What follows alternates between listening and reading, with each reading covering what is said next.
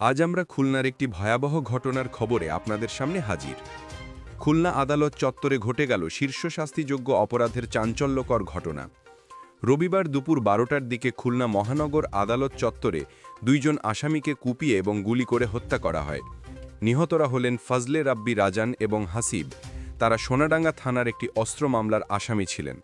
প্রত্যক্ষদর্শীরা জানান, এই দুই আসামি আদালতে হাজিরা দিতে এসেছিলেন। হাজিরা শেষে তারা যখন আদালত থেকে বের হচ্ছিলেন, তখনই দুর্বৃত্তরা তাদের লক্ষ্য করে গুলি চালায় এবং ধারালো অস্ত্র দিয়ে হামলা চালায়। ঘটনাস্থলেই হাসিব মারা যান আর গুরুতর আহত রাজন হাসপাতালে নেয়ার পথে মৃত্যুবরণ করেন। খুলনা সদর থানার ভারপ্রাপ্ত কর্মকর্তা শফিকুল ইসলাম ঘটনার সত্যতা নিশ্চিত করেছেন। খুলনা মেডিকেল কলেজ হাসপাতালের ইএমও একই কথা জানিয়েছেন। পুলিশ দ্রুত ঘটনাস্থল সুরক্ষিত করে তদন্ত শুরু করেছে। এ ঘটনায় এলাকায় আতঙ্ক বিরাজ করছে। আদালতের নিরাপত্তা ও আইন শৃঙ্খলা নিয়ে প্রশ্ন উঠেছে। পুলিশ জড়িতদের গ্রেপ্তারের জন্য অভিযান শুরু করেছে।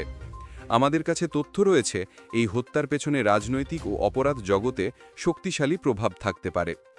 দর্শকগণ, এই ভয়াবহ ও দুঃখজনক ঘটনার পরিপ্রেক্ষিতে আপনারা মন্তব্যে আপনার মতামত জানাতে পারেন। পুলিশ কি দ্রুত সন্ত্রাসীদের ধরে আইনের আওতায় আনতে পারবে? আপনার মতামত আমাদের সাথে শেয়ার করুন।